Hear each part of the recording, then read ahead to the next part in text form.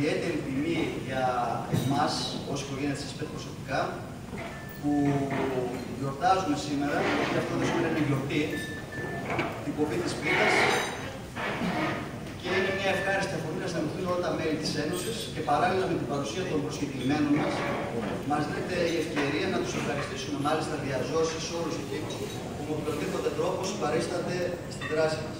Ευχαριστώ λοιπόν μέσα από την καρδιά μου όλους εσάς που στηρίζετε ποικιλοτρόπως το έργο μας και θα ήθελα ιδιαίτερως να ευχαριστήσω όλους εκείνους τους βουλευτές, παρόντες ή απόντες και ανεξαρτήτως κομματικής προέλευσης, οι οποίοι έχουν δημόσια προβάλλει και στηρίξει στο πλαίσιο του κοινοβουλευτικού ελέγχου θέματα τα οποία έχει αναδείξει η ΕΣΠΕΘ και τα οποία απασχολούν σε επιτοπλίστων το μέσο και χαμηλότερο προσωπικό των ενόπλων δυνάμεων, την παλιά της.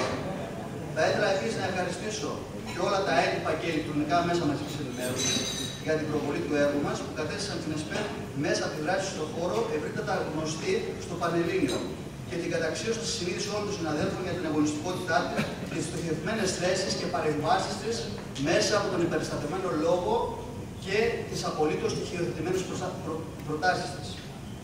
Δράτοντας την ευκαιρία, δεν θα σας κουράσω, θα μου επιτρέψετε να σας αποσαφηνίσω τι ακριβώς πρεσβεύει η Ένωσή μας. Η ΕΣΠΕΘ, όπως και οι υπόλοιπες περιφερειακές ενώσεις, μέσω από τη συλλογική έκδοση στρατιωτικών, δεν είναι συνδικαλιστικά σωματεία.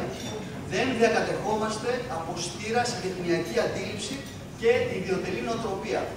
Δεν είναι στις προθέσεις μας να επαναλάβουμε αυθαίρετες δημαγωγικές πρακτικές που στο παρελθόν καταδίκασαν το συνδικαλιστικό κίνημα. Στη συλλήψη των Ελλήνων φυσικά. Διότι αρκετές φορές συγκεκριμένοι κλάδοι εργαζομένων ενήργησαν στιγνά συντεχνιακά. Και τολμώ να πω ότι αδιαφόρησαν παντελώς για τα συμφέροντα εκείνων των οποίων εκπροσωπούσαν. Στην ΕΣΠΕΘ λοιπόν έχουμε ως αντικειμενικό σκοπό μας να προωθήσουμε τα θέματα που απασχολούν τους συναδέλφους μέσα στα όρια και στα πλαίσια που πρεσβεύει το καταστατικό μας. Δεν υπάρχει χώρος ούτε για αντιπολιτευτικές κορώνες, ούτε και για ανούσιες φλιαρίες. Επιδιώκουμε να είμαστε χρήσιμοι στο συνάδελφο και όχι απαραίτητος αρεστοί. Θέτουμε λοιπόν επαρσία ερωτήματα και αξιώνουμε απαντήσεις.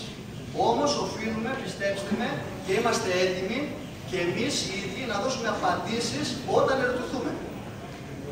Με στοιχεία και με επιχειρήματα. Αυτή είναι η διαδικασία του δημοκρατικού διαλόγου. Είμαστε λοιπόν υπέρ της πολυφωνίας, της ακιδαιμόνης της συζήτησης και της προσέγγισης των πραγμάτων με αντικειμενικότητα, ευθυκρισία και προσπαθούμε να προσεγγίσουμε πάντοτε την αλήθεια. Σε κάθε περίπτωση θέλω να σας διαβεβαιώσω για άλλη μια φορά ότι η Ένωσή μας και οι συναγωνιστές συνάδελφοί μου στο Διοικητικό Συμβούλιο και μάλιστα πάρα πολλοί αξιόλογοι συνεργάτες, αφανείς ήρωες, όλους τους οποίους ευχαριστώ μέσα από τα βάθη της καρδιάς μου για τη συνδρομή, τη συμπαράσταση και την άψογη συνεργασία, θα είμαστε πάντα παρόντες, αρρωγοί και συνοδοιπόροι σε όποια προσπάθεια βελτιώνει τις συνθήκες εργασίας και προάγει το επίπεδο διαβίωσης των μελών της ΕΣΠΕΘ και κατ' επέκταση στο σύνολο των στρατιωτικών της Θεσσαλίας. Ήθελε λοιπόν το 2017 να είναι για όλους μια χρονιά αναγέννησης και ανάπτυξης των ηθών. Εκείνων που αρκετό καιρό κάπως είχαμε παραμερίσει και πλέον έχουμε την ανάγκη για να ξεπεράσουμε την κοινωνική και ηθική πρωτίστως κρίση που ταλανίζει τη χώρα μας και δευτερευόντως την οικονομική. Θα μου επιτρέψετε να δώσω σε όλους σας μια ευχή και όχι χίλιες. Για μένα το ένα συμβολίζει την υγεία. Τα τρία μηδενικά είναι φήμη, δόξα και πλούτος. Γι' αυτό είναι και μηδενικά. Επομένως λοιπόν θα μείνω στη μια ευχή. Η υγεία σε όλους εσάς και τις οικογένειές σας. Σας ευχαριστώ θερμά.